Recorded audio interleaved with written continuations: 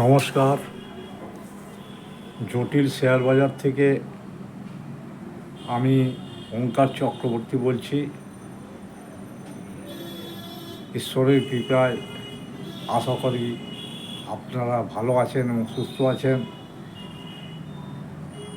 আমার education channel জটিল share বাজার থেকে আপনাদের প্রত্যেককেই আমি স্বাগত জানাই। আশা করি আমি যে 9 জুন থেকে 9 মে থেকে যে কয়েকটি ভিডিও করেছি, আশা করি আপনারা কিছু শিখতে পেরেছেন। এটাই আমার আনন্দ যে মানুষের যাতে লস না হয়, সেজন্য আমি এই পরিস্থিতিতে আপনাদের সকলকেই বলেছি আপনারা এখন বাজার দেখুন, কিন্তু বাজারে কোনো কাজ করবেন না, না নিফটি, না অপশন, না শেয়ার, কোনো কিছু করবেন। যাই হোক, আমি যবে উদ্বোধন করেছিলাম সেই দিনে আপনাদের 2-3টে স্টক বলেছিলাম এবং নিফটিও বলেছিলাম। সেই 2-3টে স্টক বলার পর আমাকে অনেকে ফোন করেছেন, হ্যান করেছেন, লাভ করেছেন।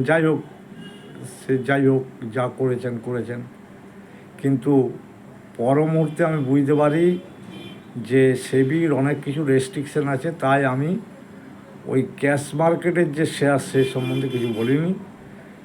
আমি সেদিন মুখ ফসকে বলে ফেলেছিলাম যে মেজাগন ডগ লং টার্মে রাখা যায়, শর্ট টার্মেও খেলা যায়। তো তখন দাম ছিল 2250 টাকা। অনেকে নিয়েছেন, প্রফিট করে বেরিয়ে গেছেন, অনেকে আবার রেখেছেন। যাই হোক, আমি একটু মনে করে দেওয়ার জন্য বলছিলাম সেদিন আমি আমার ভিডিওটা উদ্বোধন করেছিলাম ফার্স্ট ডে। এর আগে আমি জীবনে কোনোদিন ভিডিও করিনি বা ইউটিউব চ্যানেলে আসবো বলে করিনি। কিন্তু যত দিন যাচ্ছে তত বুঝতে পারছি সেবির রেস্ট্রিকশন খুব কঠোর। যেদিন থেকে আমি বুঝতে পেরেছি সেই দিন থেকে আমি আর ওই ক্যাশ মার্কেটে যে শেয়ার আছে প্রায় 8-10 হাজার, সেগুলো সম্বন্ধে কিছু বলি না, কোনো রেকমেন্ডই করি না, কিছুই না। কারণ আমার এটা এডুকেশন চ্যানেল, আমি কোনো কিছু অ্যাজ পার সেবি গাইডলাইন রেকমেন্ডেশন করতে পারি না, তাই বলি না। কিন্তু হ্যাঁ, নিফটির প্রেডিকশন এডুকেশনাল পারপাসে আমার যে প্রেডিকশন সেটা তো আমি বলতে পারি। আমি নিয়মিত নিফটিটা সম্বন্ধে তাই বলে যাচ্ছি। আমি আপনাদের গতকালের ভিডিওতে বলেছিলাম যে 18 তারিখে ফেড মিটিং আছে। এই ফেড মিটিংয়ে যদি 0.25ও কাট হয় তাহলে বাজার কিন্তু বেড়ে যাবে। কিন্তু আমি ভিডিও করার পর মোবাইলে চার্জ দিয়ে চলে গেছি আড্ডা মারতে একটু, তারপরে দেখি 11টার সময় দেখি ডাউ জোন্স 500 পয়েন্ট আপ। তা আমি ভাবলাম তাহলে হয়তো ফেড চেয়ারম্যান পাওয়েল সাহেব হয়তো রেট কাজ কিছু করবে, অন্তত 0.25 হলেও। কিন্তু কার্যত দেখা গেল যে উনি, যেটা আমি গতকাল বলেছিলাম, যে ট্যারিফের ব্যাপারটায় উনি যেটা বলছেন 2-3টে কারণ দেখিয়েছেন। তার মধ্যে ট্যারিফ হলে ইনফ্লেশন বেড়ে যাবে। দ্বিতীয় কারণ হচ্ছে যে আগের মাসের যে রিটেল ডাটা, রিটেল সেই সেল কমে গেছে। তৃতীয় কারণ আমেরিকার জিডিপি কমে গেছে, তার জন্যে। আর ফোর্থ কারণ দেখিয়েন জিও পলিটিক্যাল টেনশনের জন্য যদি তেলের দাম বেড়ে যায়, তার সঙ্গে ট্যারিফ দুয়ে মিলে একাকার হয়ে যাবে। ওই জন্যে উনি বলেছেন আফটার জুলাই যে ট্যারিফ নিয়ে হবে, তারপরে আমি ওই সেপ্টেম্বর কোয়ার্টারে চিন্তা ভাবনা করব। বিভিন্ন ডাটা যদি ভালো আসে, পজিটিভ হয়, যদি তেলের দাম না বাড়ে, যদি ইনফ্লেশন না বাড়ে, তাহলে আমি 0.25 হোক, মানে দুবার কাট করবেন বলেছে। তো যাই হোক, সেটা অদূর ভবিষ্যতে, কিন্তু কাল কোনো কাট করেনি, আনচেঞ্জ রেখেছেন একদম 500-550 পয়েন্ট দাও থেকে প্লাস থেকে একদম মাইনাসে প্রায় ঢুকে গেল, মাইনাস হয়েও ছিল। যাই হোক, 8-9 পয়েন্ট দামের মতন, যেখানে 43,000-এর মতো ইন্ডেক্স, S&P 500 ওই 9 পয়েন্ট প্লাস ছিল, ডাও জোন্স ওই 10-20 পয়েন্ট মাইনাস ছিল। যে গায়ে গায়ে ছিল অনেক প্লাস থেকে, কিন্তু রেট কাট করেনি, তার এক্সপেকটেশনে মার্কেট ওখানে পড়ে যায়। আমাদের গুজরাট নিফটিটা তখন আমি দেখছিলাম যে 76 পয়েন্ট প্লাস ছিল। তা আমি সত্যিই কাল ভেবেছিলাম যদি রেটটা কাটটা হতো, যুদ্ধ কিছুই মানত না, একদম টেনে নিয়ে চলে যেত 350, 25,000, 350। কিন্তু হলো না, দুর্ভাগ্য, আপনাদেরও দুর্ভাগ্য, সময় খারাপ, চতুর্দিকে জিও পলিটিক্যাল টেনশন, হ্যাঁ, তারপরে ট্রাম্প ট্যারিফ, এখানে মানে অভিজ্ঞতা থাকলেও কিছু বলা যাবে না। আমি আগেই স্বীকার করেছি, এখনও বলছি যে জিও পলিটিক্যাল টেনশন কারো হাতে নেই। কাল রাত্রিবেলায় আমেরিকায় যে আবার ইরানের উপর বোমা মারবে না, জাহাজ দিয়ে ঘিরে দেবে না, আবার কঠোর ব্যবস্থা নেবেন, কেউ গ্যারান্টি দিয়ে বলতে পারেন না। আবার ইরানও যে ছেড়ে কথা বলবে, কেউ গ্যারান্টি দিয়ে বলতে পারে না এখানে। তাই আমি আবার বলছি যে আপনারা মার্কেট থেকে দূরে থাকুন, শুধু দেখে যান, ওয়াচ করে যান। ওয়াচ করতে করতে আপনার অনেক অভিজ্ঞতা বেড়ে যাবে।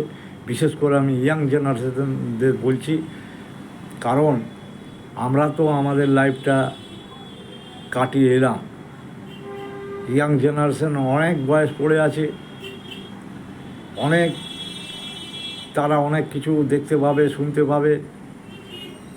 কিন্তু যতক্ষণ আমি বেঁচে আছি ততক্ষণ বলছি যে আপনারা এই মুহূর্তে কোনো শেয়ার বা কোনো অপশান, নিফটি, কোনো কিছুতেই যাবেন না, শুধু দেখে যান।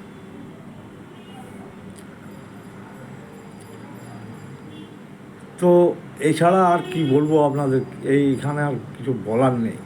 আমি বিগত ভিডিওগুলো বলেছিলাম, যখন প্রথম ট্রাম্প সাহেব ট্যারিফ ঘোষণা করেছিলেন, প্রত্যুত্তরে চায়নাও ঘোষণা করেছিলেন যে আমিও 145% ঘোষণা করলাম, আমিও ছেড়ে কথা বলবো না, আর কোনো দিন নেগোসিয়েশনে করতে যাব না। কিন্তু পর মুহূর্তে দেখা গেল যে নেগোসিয়েশনের পরে একটা জায়গায় এলো, কিন্তু সেটার কোনো বাস্তবতা আমি এখনও খুঁজে পাইনি।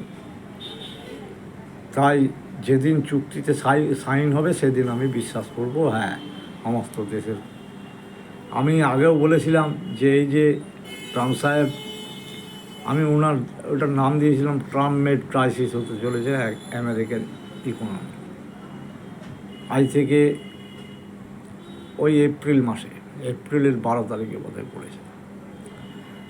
কারণ 300 বছরের ইতিহাস, আবার একটু রিপিট করছি, আগের ভিডিওগুলো যদি দেখে থাকেন আমি এগুলো বলেছিলাম, আজকেও বলছি।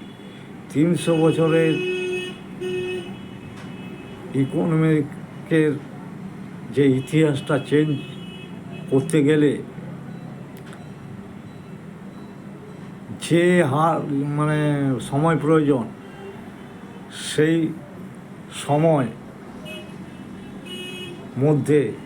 সময়ের মধ্যে ট্যারিফ 3 মাসের মধ্যে হওয়া অসম্ভব। আর ট্যারিফ হলে মানে আমি বলেছিলাম নিউটনের 3rd ল উদাহরণ দিয়েছিলাম, প্রত্যেক ক্রিয়ার সমান প্রতিক্রিয়া আছে। আপনি ট্যারিফ বসাবেন, অন্য বসা, তাই কিছুদিন পরেই দেখা গেল আমার কথাটা ঠিক। চায়না বলতে লাগলো, কানাডা বলতে লাগলো আমরাও ট্যারিফ বসাবো। ইভেন ছোট্ট দেশ কলম্বিয়া, সেও বলছে আমরাও ট্যারিফ বসাবো। মানে ট্রাম্প সাহেবকে বিশ্বের কোনো ছোট বড় দেশ উনার কথা কেউ শুনতে চাচ্ছেন না।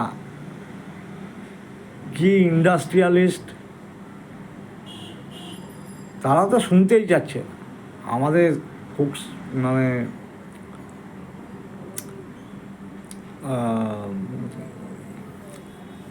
কুক সাহেবকে ডেকেছিলেন যে তুমি ইন্ডিয়ায় কেন করছো আর চায়নাতেই বা কেন করছো। ওই অ্যাপেলের সিইও জন কুক সাহেবকে ডেকে বলেছিলেন যে তুমি চায়নায় আর ইন্ডিয়াতে কেন কারখানা করতে যাচ্ছ, আমার এখানে করো, আমি সব রকম সুবিধা বলি। তো উনি মুখের উপরে বলেছিলেন আমার যেখানে ব্যবসা ভালো হবে আমি সেখানে করবো, আমি শিফট করতে রাজি নই। এরকম প্রত্যেকটি ইন্ডাস্ট্রিয়ালের কাছ থেকে ধমক দিয়ে কিছুই করতে পারেনি। আর উনি বলেছিলেন যুদ্ধ বন্ধ করে দেবো, যুদ্ধ এখনো পর্যন্ত বন্ধ করতে পারবে। তাই এক ট্যারিফ, ট্রাম্প সাহেবের ট্যারিফ, আর অন্যদিকে জিও পলিটিক্যাল টেনশনে দোদুল্যমান অবস্থা বাজারের। তাই সর্বদিক দিয়ে চিন্তা করে আমি আপনাদের বলেছি আজ থেকে 3-4 মাস আগে থেকে যে আপনারা বাজারে কাজ করবেন না, দেখে যান। হ্যাঁ, সাময়িক হয়তো 2-7 দিনের জন্যে, তখন অতটা বাজার এত স্টেগনেন্ট হয়নি। এখন গতকাল, গত পরশু, আজ আমি দেখছি প্রায় স্টেগনেন্ট বাজার হয়ে গেছে। ওই এক জায়গায় নিফটিটা 10 পয়েন্ট ওপরে নিয়ে যাচ্ছে, 10 পয়েন্ট নিচে যাচ্ছে, এই করে সারা দিন থেকে যাচ্ছে। তাহলে এখানে কোনো কিছু সময় ব্যয় করে লাভ নেই। হ্যাঁ, আপনি তো এখন মোবাইল হয়ে গেছে, বাড়িতে বসে মাঝে মাঝে দেখে নিলেন, ঠিক আছে। এই তবে গতকাল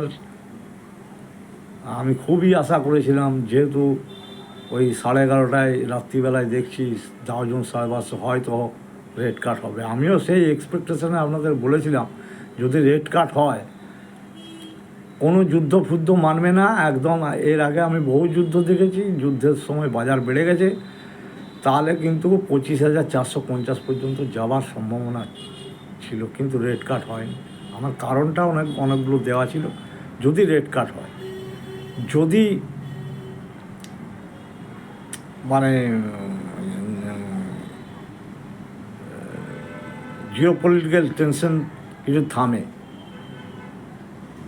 তাহলে অবশ্যই যেত। কিন্তু এখানে আপনিও কিছু করতে পারবেন না, আমিও কিছু করতে পারবেন না, সারা বিশ্বের নেতারা কেন, আমি তো ছোটো চুনোপুটি।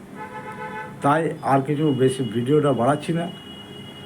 আপনাদের মঙ্গল কামনা করে আমি আপনাদের থেকে বিদায় নিলাম। নমস্কার।